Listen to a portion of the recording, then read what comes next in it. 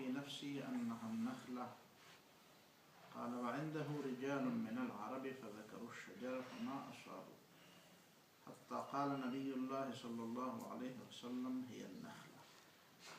فلما قالها قلت لأبي لقد وقع في نفسي أنها النخلة قال يا بني ما منعك أن تكلم بها؟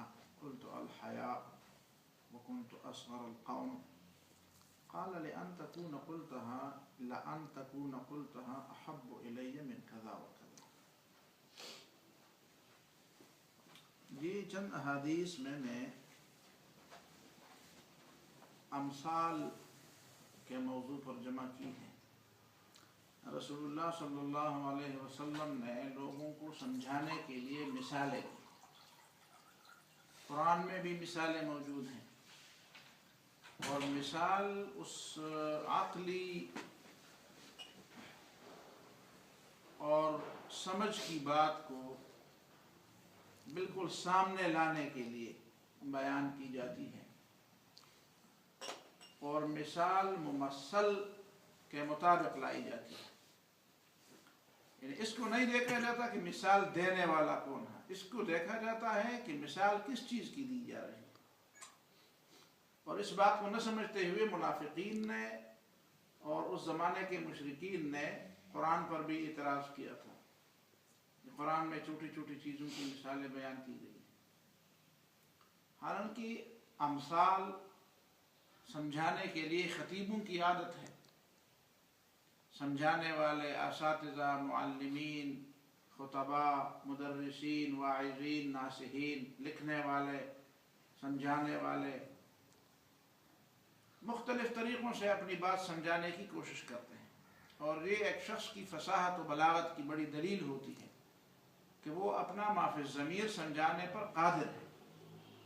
کچھ لوگ صرف الفاظ کے رٹے رٹائے گردان اس کے پاس ہوتے ہیں اور وہ ایک ہی گردان کو ایک ہی الفاظ میں اور ایک ہی وتیرے، ایک ہی اسلوب، ایک ہی انداز میں وہ بیان کرنے پر قادر ہوتے ہیں اور دوسرے اسلوب پر وہ قادر نہیں ہوتے. اس کے بجائے جو لوگ سمجھدار ہوتے ہیں زیادہ اور جن کا مقصد لوگوں کو کچھ بتانا ہوتا ہے، ایک تو یہ ہے کہ اپنے علم یا اپنے فہم کا سکہ لوگوں پر جمانا مقصود ہو، تو پھر تو کبھی ہم کتابوں میں پڑھتے ہیں، ایسی ایسی کتابیں بھی لوگوں نے لکھی ہیں، ایسی ایسی باتیں بھی لوگوں نے بتائی ہیں مجالس میں، اور پھر انہوں نے بڑے رعب اور بڑے تکبر کے انداز میں، بڑے فخر کے انداز میں کہا کہ دیکھیں نا ہماری بات کو کوئی نہیں سمجھ سکتا اور ہمارا ہم پلہ کوئی نہیں ہے، ہم اس مجلس میں ہیں. لیکن انبیاء کا یہ طریقہ نہیں رہا. انبیاء کا طریقہ یہ رہا ہے کہ انہوں نے مشکل سے مشکل بات کو آسان بنانے کی کوشش کی ہے. یہ یونانیوں کا طریقہ تھا، فلسفیوں کا طریقہ تھا کہ انہوں نے آسان سے آسان بات کو مشکل سے مشکل تر بنانے کی کوشش کی اور یہ اپنی مہارت سمجھتے تھے.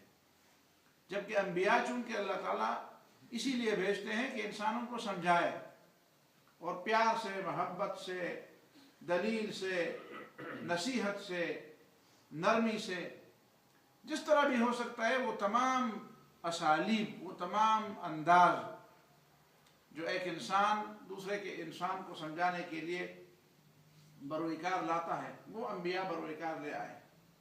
اور قرآن مجید میں بھی آپ دیکھتے ہیں نرم انداز بھی ہے، گرم انداز بھی ہے، فصاحت و بلاغت کے زبردست جوہر بھی پیش کیے گئے ہیں اور اس کی بھی کئی مثالیں ہیں.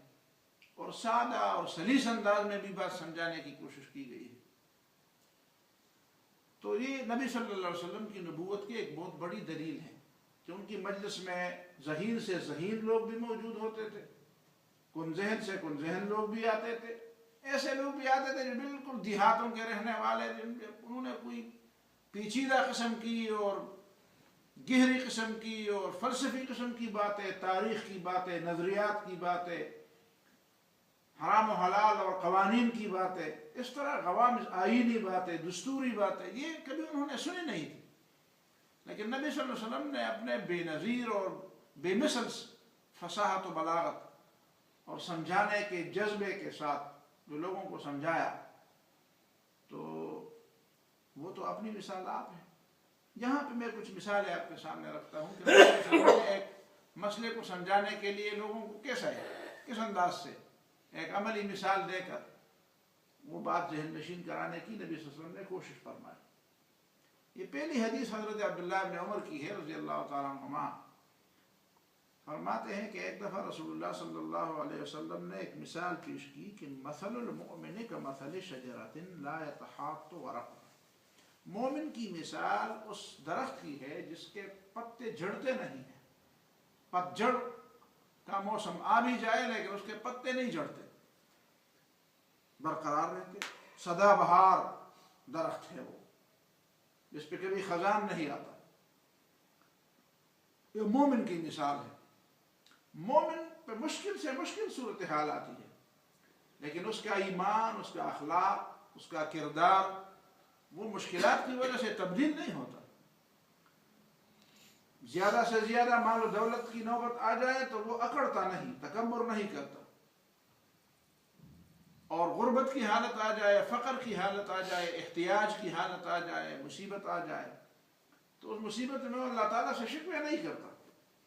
ٹھیک ہے، ایک مشکل کی وجہ سے آدمی پر پریشانی تو طاری ہو جاتی ہے، یہ تو انسانی فطرت ہے، یہ تو بشری کمزوریاں ہیں جو انسان کو لاحق ہوتی ہیں، لیکن اس وجہ سے وہ اللہ تبارک و تعالیٰ سے نہ بغاوت پر اتر آتا ہے اور نہ خدا کی خدائی پر شک کرتا ہے اور نہ اللہ تعالیٰ سے شکوے گرے کرتا ہے۔ وہ دعا تو کرتا ہے، وہ پریشانی کا اظہار بھی کر سکتا ہے، وہ اس کے لیے راستے بھی ڈھونڈتا ہے، اسباب بھی تلاش کرتا ہے، لیکن اس کی تازگی پر فرق نہیں آتا، اس کی ایمان کی تازگی برقرار رہتی ہے۔ بہار ہو کہ خزان لا الہ الا اللہ، لا يتحاط ورقها، خزان اس پر اس طرح اثر نہیں کرتا کہ خزان کی وجہ سے اس کے پتے جھڑ جائیں اور اس کا ایمان ہی مزمحل ہو جائے۔ تو یہ مثال نبی صلی اللہ علیہ وسلم نے سمجھانے کے لیے دی کہ مومن کی مثال ایسی۔ تو پھر فرمایا بتاؤ وہ درخت کون سا ہے؟ فوقع فی نفسی انہا النخلہ، تو میرے دل میں یہ بات آئی کہ یہ کھجور کا درخت ہے۔ کھجور کے درخت کے بارے میں لوگوں نے بڑی عجیب باتیں کی ہیں، کہتے ہیں یہ انسان، کچھ لوگوں نے تو یہاں تک کہا ہے کہ کھجور کا درخت اس مٹی سے بنایا گیا ہے جو آدم علیہ السلام کی تخلیق سے بچی ہوئی جو مٹی تھی اس سے کھجور کا درخت بنایا گیا ہے۔ اور اس پہ مولانا غلام علی آزاد بلگرامی نے اپنی کتاب صبحۃ المرجان فی آثار ہندوستان، ایک اچھی کتاب اس نے لکھی ہے۔ ہمارے بر صغیر کے بہت بڑے عالم، بہت بڑے مورخ، بہت بڑے ادیب اور بہت بڑے شاعر، جس کو حسان الہند کہا کرتے تھے، حسان الہند، وہ ہندوستان کا حسان ابن ثابت ہے، بر صغیر کا حسان ابن ثابت۔ تو انہوں نے اپنی کتاب میں امام سیوطی کے حوالے سے لکھا ہے کہ کھجور کا درخت جو ہے یہ انسان کا بالکل انسان کی ایک بہن کے طور پر ہے، اس نے انسان کے بہن کے طور پر اس کو دیکھا، یہ بالکل انسان کی طرح۔ مثال بھی نبی صلی اللہ علیہ وسلم نے مومن کی دی ہے اور اس نے ایک زبردست ایک نشانی بھی بتائی ہے۔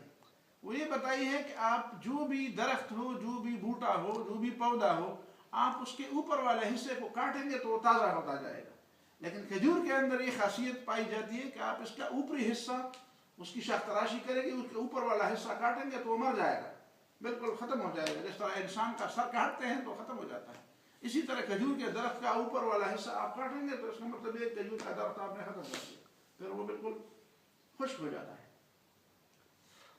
تو عبداللہ بن عمر فرماتے ہیں کہ میں نے سوچا کہ جی یہ کھجور کا درخت ہوگا جو رسول اللہ صلی اللہ علیہ وسلم نے جو مومن کی مثال دی۔ چھوٹا بچہ ہے ابھی عبداللہ بن عمر، چھوٹا۔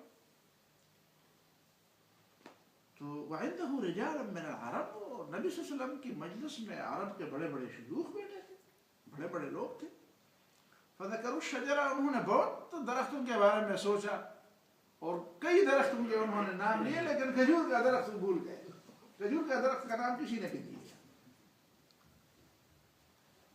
فما اصاب، وہ اس کو نہ پا سکے کہ وہ درخت کون سا ہے۔ حتی قال النبی صلی اللہ علیہ وسلم، حتیٰ کہ نبی صلی اللہ علیہ وسلم نے فرمایا ہی النخلہ، وہ مثال جو میں نے دی ہے وہ کھجور کے درخت۔ فلما قالها، جب نبی صلی اللہ علیہ وسلم نے یہ بات کی، قلت لأبی، تو میں نے اپنے باپ حضرت عمر رضی اللہ عنہ سے کہا لقد وقع فی نفسی انہا النخلہ، میرے دل میں یہ بات آئی تھی کہ میں نبی صلی اللہ علیہ وسلم کو بتاؤں کہ یہ کھجور کا درخت۔ میں بولنے والا تھا. قال یا بنی ما منعک ان تکلم بها, بیٹے تم نے کیوں نہیں کہا, کس بات نے تمہیں روکا تھا کہ تم یہ بات نبی صلی اللہ علیہ وسلم کے سامنے کہہ دیتے؟ میرا چھوٹا بچہ اتنا ماہر ہے, مجھے بڑی خوشی ہو جاتی. قلت الحیا, میں نے کہا مجھے حیا آئی.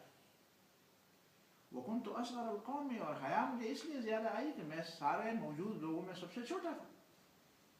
قال, تو مجھے میرے والد نے کہا لأن تكون قلتها, کاش تو اس بات کو کہہ دیتا, احب الی من کذا و کذا, یہ اتنے مال و دولت سے اور اتنی باتوں سے میرے لیے سب سے زیادہ پسندیدہ بات ہے. میرے نزدیک یہ بہت بڑی قیمتی چیزوں سے زیادہ پسندیدہ بات ہے. تو 3 باتیں. پہلی بات تو ایک مثال نبی صلی اللہ علیہ وسلم دی, اور مثال کی میں نے آپ کی وضاحت آپ کے سامنے کی کہ مثال کیوں دی درخت. دوسری بات یہ کہ صلی اللہ علیہ وسلم کی عادت تھی اپنے ساتھیوں کو سمجھانے, اور سمجھانے کا ایک طریقہ یہ بھی ہوتا ہے کہ آدمی اپنے ساتھیوں سے سوال کرے. اتنی مدت سے میں درس دے رہا ہوں, سمجھا رہا ہوں, بھائی لوگوں کے پلے کچھ پڑتا بھی ہے کہ نہیں پڑتا, کہ بس ویسے سنتے ہیں اور بھول جاتے ہیں. معلوم ہونا چاہیے کہ استاد کو, معلم کو, مربی کو, شیخ کو معلوم ہونا چاہیے کہ میرے شاگرد کس درجے کے ہیں, اور ان کی دلچسپی ہے کہ نہیں ہے سیکھنے میں. دوسرا طریقہ یہ ہے کہ جس طرح عام طور پر پرابلم بیس لرننگ جس کو کہتے ہیں, کہ ایک مسئلہ, ایک ایشو پیدا کیا جائے درمیان میں, اور اس ایشو پر بحث کی جائے, ہر شخص اپنی رائے دے دے, اور پھر آخر میں جو صدر مجلس ہوتا ہے وہ اپنی رائے دے دے, اور سمجھانے کے لیے یہ ایک بہانہ ہے, ایک طریقہ ہے تاکہ لوگوں کو اس پہ شریک کیا جائے. سارے شرکاء درس جو ہے وہ ایک ہی مجلس, ایک ہی معاملے کی طرف متوجہ ہو جائے. یہ نہ ہو کہ ایک کی طرف توجہ ہو, دوسرے کی طرف دوسری کی طرف ہے, کوئی کیا سوچ رہا ہے, کوئی کیا سوچ رہا ہے. نہیں, ساری مجلس کے شرکاء ایک ہی بات کو سوچتے رہیں, اور پھر ان کے اندر جو غلطی, جو کمزوری ہے, وہ صدر مجلس وہ کمزوری دور کر دے. تیسری بات یہ ہے کہ حضرت عبداللہ بن عمر کے اندر جو حیا تھی, یہ حیا مطلوب ہے. تو آپ کہیں گے کہ پھر والد نے کیوں کہا کہ آپ بول دیتے, حیا کو چھوڑ کر بول دیتے؟ اس کا مطلب یہ ہے کہ آپ ان دونوں باتوں کو ملائے تو بات سمجھ میں آ جائے. عبداللہ بن عمر کی بات اپنی جگہ پہ درست ہے, اور حضرت عمر کی بات اپنی جگہ پہ درست ہے. حیا ہونی چاہیے بچوں میں, اور مجلس میں جو بڑے لوگ ہیں ان کے سامنے چھوٹوں کو بولنے کا ایسا نہیں ہونا چاہیے کہ جس طرح بڑے اسی طرح بولتے ہیں چھوٹے بھی اسی طرح بولتے رہیں. نہیں, ان کو اپنی سرسنی کا احساس کرنا چاہیے کہ میں, اور اپنے چھوٹے پن کا احساس ہونا چاہیے. لیکن جہاں تک دین کے معاملات کا تعلق ہے تو دین کے معاملے میں آدمی کو بے باک ہونا چاہیے. ایک ہوتا ہے اپنے حق کی بات کرنا, ایسی بات کرنا کہ وہ اس کے بغیر بھی ہو سکتی ہے, یا وہ کسی اور مجلس میں بھی ہو سکتی ہے, یا چپکے سے بھی ہو سکتی ہے, یا کسی دوسرے ذریعے سے بھی وہ پیغام آپ کسی کو دے سکتے ہیں. لیکن جہاں تک دین کے معاملات کا تعلق ہے تو دین کے معاملے میں جب آپ کے علم میں کوئی بات آ جائے تو اس میں حیا کے اس تمام تقاضوں کو سمیٹتے ہوئے, اس کے تقاضے پورے کرتے ہوئے, اور اس فریم کے اندر, اس حدود کے اندر رہتے ہوئے آپ احترام کے ساتھ اپنی بات کہہ دیں جہاں اس کا تعلق دین کے ساتھ. تو یہ وہ بنیادی چیزیں ہیں کہ اس حدیث سے جو ثابت ہوتی, دین اور حیا کا اجتماع. دوسری روایت, عمیر ابن سعودی کہتے ہیں کہ خطبہم علی بن ابی طالب, حضرت علی ابن ابی طالب اپنے دور خلافت میں ہمیں خطبہ دے رہے تھے. فقطعت علیہ خطبتہ, تو میں خطبے کے درمیان بولا, خطبے کے درمیان میں نے بات کی. ویسے خطبے کے درمیان باتیں ہونی چاہیے کہ نہیں ہونی چاہیے؟ کبھی کبھی ایسا بھی ہوتا ہے کہ خطیب کچھ اس انداز سے بولتا ہے کہ لوگوں کو بولنے کا موقع دے دیتا ہے, اور وہ چاہتا ہے کہ لوگ اس معاملے میں کچھ بات کریں. خصوصی طور پر یہ حضرت عثمان رضی اللہ تعالیٰ عنہ کا طریقہ تھا, اور خلفائے راشدین اسی طرح کرتے تھے. خلفائے راشدین, حتیٰ کہ ابو بکر صدیق رضی اللہ تعالیٰ عنہ نے خطبے کے دوران حضرت عمر رضی اللہ عنہ کو بھی کہا, ابھی آ گئے ہو, ابھی تک کہاں تھے؟ تو اس نے کہا ابھی آیا, اور ابھی وضو کر کے. اچھا, غسل بھی نہیں کیا؟ تو یہ باتیں ہوتی تھی. حضرت عثمان رضی اللہ عنہ خطبے کے دوران لوگوں کو کچھ باتیں بتاتے تھے, پھر کہتے ہاں بتاؤ نا, نرخ کیسے ہیں, چیزیں ملتی ہے کہ نہیں ملتی, روٹی ملتی ہے, سبزی ملتی ہے, ترکاری ملتی ہے, بازاروں کا حال کیا ہے, کچھ مشکل تو نہیں ہے, گران فروشی تو نہیں ہے، کچھ ملاوٹ شلاوٹ تو نہیں ہے. ملک کے حالات کے بارے میں ہاں کسی کے پاس کوئی خبر ہے، کوئی معاملہ ہے تو بتائے تاکہ سارے لوگوں کے سامنے اس پہ تبصرہ کیا جائے. ظاہر ہے کہ ذرائع نشر و اشاعت تو نہیں تھے، تو یہی چیزیں تھی کہ لوگ جمعے میں آ کر نئی باتیں سیکھ لیتے. تو شاید حضرت علی رضی اللہ تعالیٰ عنہ نے ایسی صورتحال پیدا کر دی اپنی باتوں کے اندر کہ خود ایک سننے والے نے موقع پا کر ان کا فقطعت علیہ خطبۃ، تو میں خطبے کے درمیان بولا. فقال، تو حضرت علی رضی اللہ تعالیٰ عنہ نے کہا یہ اپنی بات اس نے نہیں کی، شاید اس کی بات کا مطلب یہ تھا کہ آپ کمزور کیسے ہو گئے. آپ کے مقابل جو لوگ ہیں مثلا حضرت معاویہ رضی اللہ تعالیٰ عنہ، وہ بڑے زور و شور سے وہ آگے بڑھ رہے ہیں، فتوحات کر رہے ہیں تمہارے مقابلے میں، ساتھی اس کے بڑھ رہے ہیں، ملک اس کے اور صوبے اور علاقے اس کے کنٹرول میں آ رہے ہیں، اور آپ کے ساتھی کم ہوتے جا رہے ہیں، کمزور ہوتے جا رہے ہیں، شکستیں کھا رہے ہیں، علاقے آپ سے چھینے جا رہے ہیں. تو اس طرح کی کوئی بات اس نے کی. تو حضرت علی رضی اللہ تعالیٰ عنہ نے فرمایا الا انی وہنت یوم قتل عثمان، خبردار میری کمزوری اس وقت سے، اس دن سے شروع ہوئی جس دن حضرت عثمان رضی اللہ عنہ کو قتل کیا. مطلب یہ ہے کہ یہ خلافت کی کمزوری، یہ میری کمزوری، میری ذاتی کمزوری نہیں ہے، یہ دراصل خلافت کے نظام میں کمزوری جو آ گئی ہے، اور وہ کمزوری اس وقت سے میرے دور سے شروع نہیں ہوئی، وہ حضرت عثمان رضی اللہ عنہ کے قتل سے شروع ہوئی، اور اسی معاملے نے مجھے اسی حالت پر پہنچا دیا ہے جو آپ دیکھ رہے ہیں. وَضَرَبَ لِذَلِكَ مَثَلًا، تو پھر حضرت علی رضی اللہ عنہ نے سمجھانے کے لیے مثال پیش کی. وہ مثال آج کل لوگ سمجھتے ہیں کہ یہ کس کی مثال ہے، کوئی اس مثال کو کسی کے کھاتے میں ڈالتے ہیں، کوئی کسی اور کے کھاتے میں ڈالتے ہیں، حالانکہ یہ حضرت علی رضی اللہ تعالیٰ عنہ نے برسر ممبر یہ مثال دی. وہ مثال یہ ہے کہ مثل اسوار و اسد اجتمعنا فی اجمت، ایک جنگل میں کچھ بیل اور شیر جمع تھے.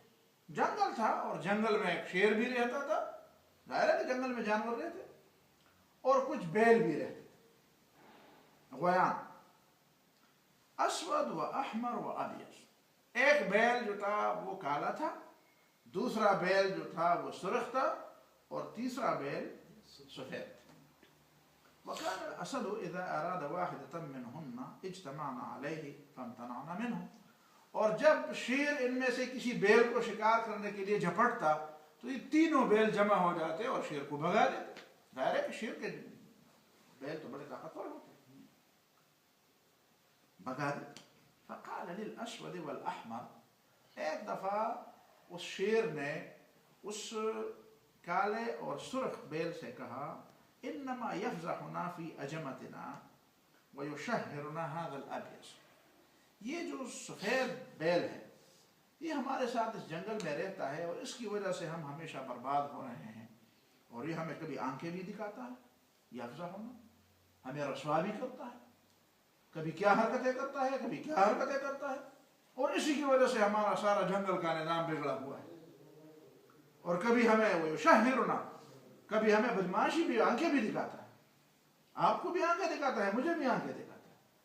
تو اس کا کوئی علاج نہ، فدعونی، تم دونوں کچھ نہ کہو، حتی آکلہ، میں اس کو چیر پھاڑ دوں، میں اس کو چیر پھاڑ دوں، لیکن تم دونوں مداخلت نہ کرو، اس لیے کہ ہم سب کا دشمن ہے.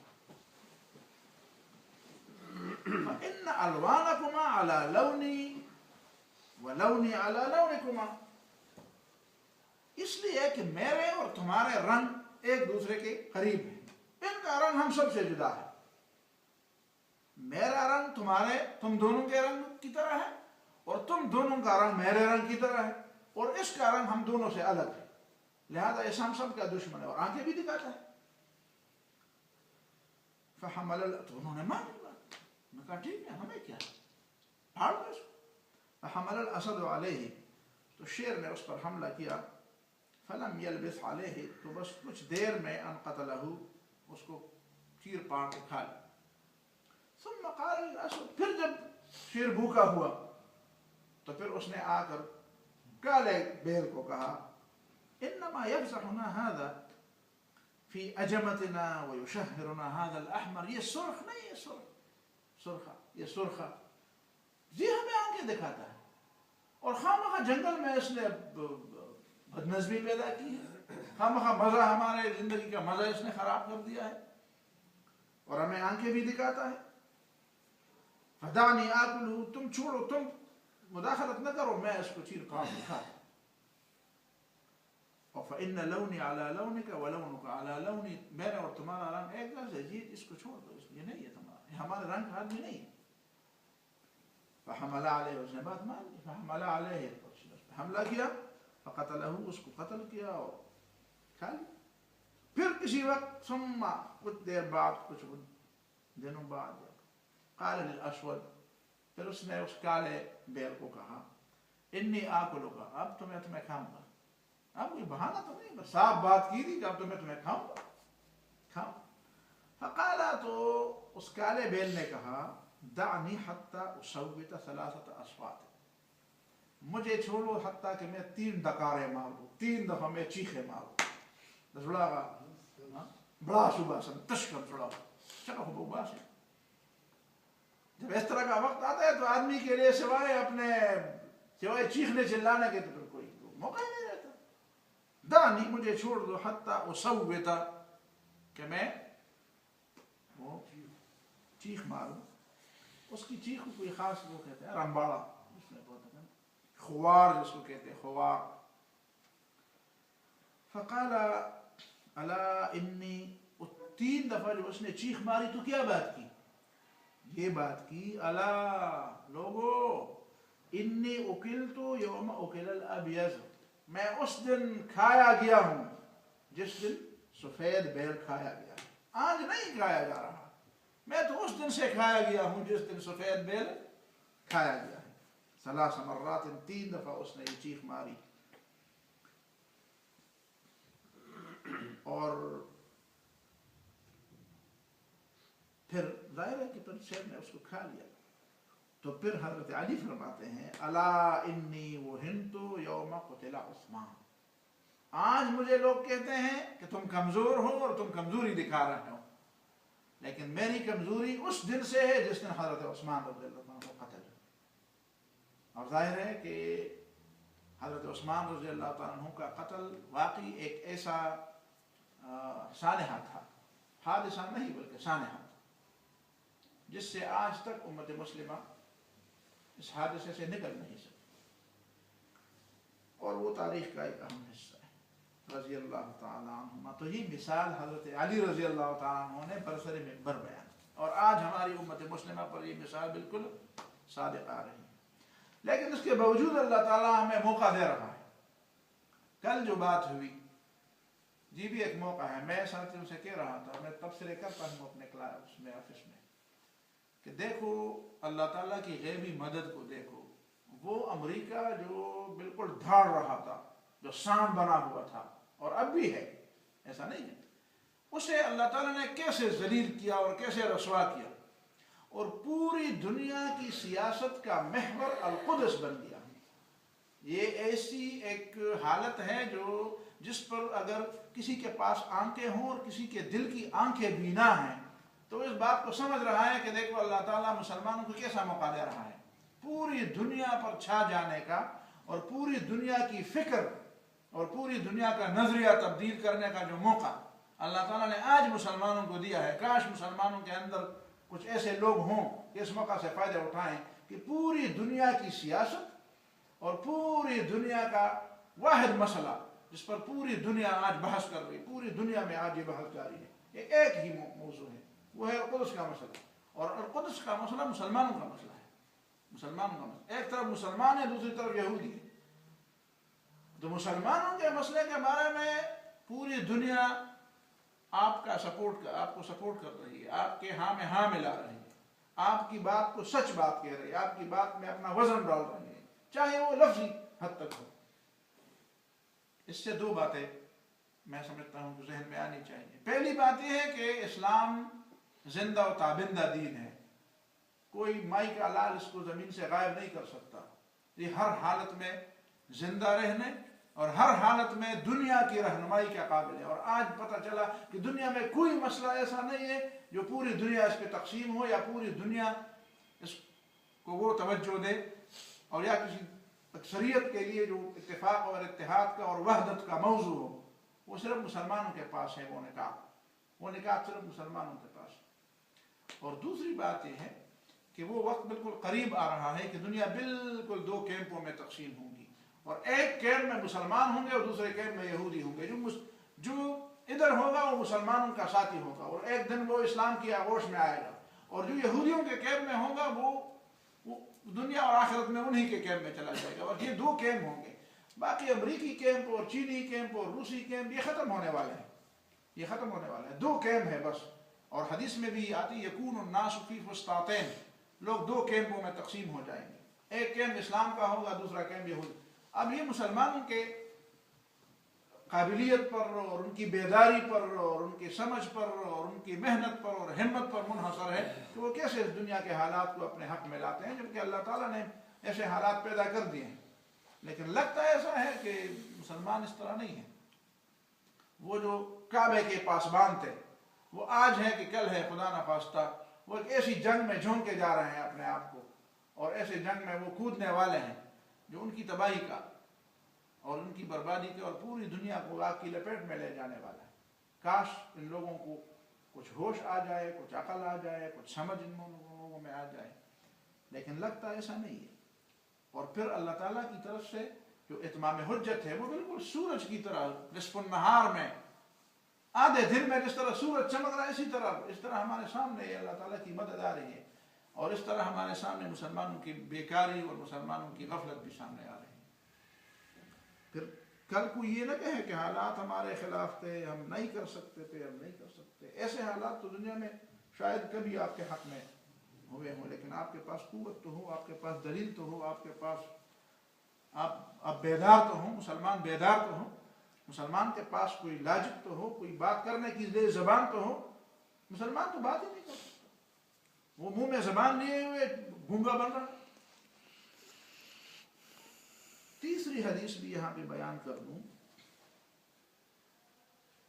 کہ ابو سعید خدری رضی اللہ تعالیٰ عنہ کی روایت ہے ان نبی صلی اللہ علیہ وسلم قال, نبی صلی اللہ علیہ وسلم نے فرمایا مثل المؤمن و مثل الایمان, مومن کی مثال اور مومن کے ایمان کی مثال کمثل فرس, اس گھوڑے کی مثال ہے علی آخیتہ, کہ اپنی کونٹی سے رسی کے ساتھ بندھا ہوا. آپ دیکھتے ہیں جب چراگاہ میں آدمی اپنے گھوڑے کو یا کسی چیز کو چراتا ہے تو کبھی تو ایسا ہوتا ہے کہ اس کو کھول دیتا ہے, اس کی رسی اس کی پیٹھ پر لا کر جہاں بھی جاتا ہے. لیکن کبھی ایسا بھی ہوتا ہے کہ اس کے دوڑنے کا, اس کے بھاگ جانے کا خطرہ ہو تو جہاں اس کو چرانا مقصود ہو تو وہیں پہ درمیان میں ایک کنٹی گاڑی جاتی ہے اور اس کی رسی دراز کی جاتی ہے, لمبی رسی. اس کے گلے میں بھی ایک رسی کا حصہ ہوتا ہے اور دوسرا حصہ اس کی کنٹی کے ساتھ باندھا جاتا ہے. اور اس کے باندھنے کا مطلب یہ ہے کہ جتنی رسی دراز ہے تمہاری, یہ جو ہمارے ہاں رسی دراز ہونے کی اصطلاح پڑی ہے, جتنی رسی تمہاری لمبی ہے اس حد تک تمہیں چلنے کی اجازت ہے. اور جہاں پہ رسی تمہیں اجازت نہ دے تو آگے چلنے کی اجازت نہیں ہے. تم اس کونٹی کے ارد گرد اس حدود کے اندر چل سکتے ہو جس حد تک یہ رسی تمہیں اجازت ہے. تو مومن کی مثال, مومن اس گھوڑے کی مثال ہے اور مومن کی پابندی کی مثال اس رسی کی ہے.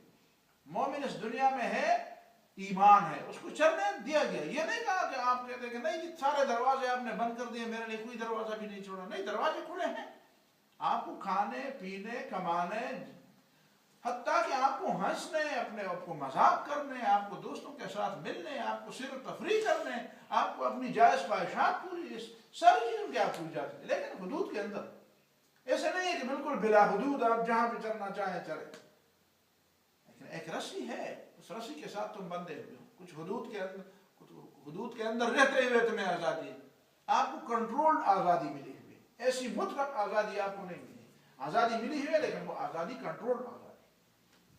تو یہ مثال رسول اللہ صلی اللہ علیہ وسلم نے. یجول مومن گھومتا پھرتا ہے, اس طرح بندہ نہ ہے کہ اس کے ہاتھ پاؤں باندھے نہیں گئے, گھومے پھر پوری دنیا میں چلے, گھومے پھر آپ کے آنکھوں کو بھی، آپ کے دماغ کو بھی، آپ کے عمل کو، آپ کی زبان کو، آپ کے ہاتھ پاؤں کو گھومے پھرے. ثم يرجع الى آخرته، لیکن تم گھومتے گھومتے اس کونٹی کے ارد گرد گھومو. ایک کونٹی لگی ہوئی ہے، اس وہ رسی تم توڑ نہیں سکتے. وَإِنَّ الْمُؤْمِنَ يَسْهُ ثُمَّ يَرْجِعُ إِلَى الْإِيمَانِ. مومن کبھی سہوا خطا بھی ہو جاتا ہے، لیکن چونکہ وہ کونٹی سے بندھا ہوا ہے تو جب زور لگاتا ہے، کبھی کبھی آپ دیکھتے ہیں نا وہ دوڑ لگاتا ہے تو اچانک اس کی رسی اس کے حال میں رکاوٹ بن جاتی ہے، تو فوراً وہاں پہ کھڑا ہو جاتا ہے، پھر واپس آ جاتا ہے کہ اچھا اس کے بعد اس کا مطلب یہ کہ مجھے آگے اجازت نہیں ہے. تو یہ ایمان کی رسی، اس کا یہ مطلب نہیں ہے کہ صرف یہ ایمان کی رسی اس کو روکنے کے لیے کافی ہے، اور روکنے کے لیے ظاہری کوئی قوت نہیں ہونی چاہیے. ایک مثال میں پورے کا پورا اسلام نہیں بیان کیا جاتا، بس ایک حصہ بیان کیا گیا ہے کہ مومن ایمان کی وجہ سے کئی چیزوں سے رکا ہوا ہوتا ہے. باقی یہ کہ ساری چیزوں سے روکنے کے لیے صرف ایمان ہی کافی ہے، یا کوئی اور قوت کی بھی، کوئی اور ڈراؤ کی بھی ضرورت ہے، کوئی قانون کی بھی ضرورت ہے، کسی جیل کی بھی ضرورت ہے، کسی پابندی، کسی سزا کی بھی ضرورت ہے، وہ یہاں موضوع بحث نہیں ہے. وہ اپنی جگہ پہ وہ بات بیان ہوئی ہے، اس کی نفی یہاں پہ نہیں کرنی مقصود. لیکن یہاں تو مثال مقصود ہے کہ نبی صلی اللہ علیہ وسلم نے فرمایا کہ ایمان کی مثال اس پابند زندگی کی ہے، مومن کی مثال اس پابند زندگی کی ہے، اور پابند زندگی کے لیے اس کی مثال بیان کی. اللہ تعالیٰ مجھے اور آپ کو سمجھ اور عمل کی توفیق عطا فرمائے.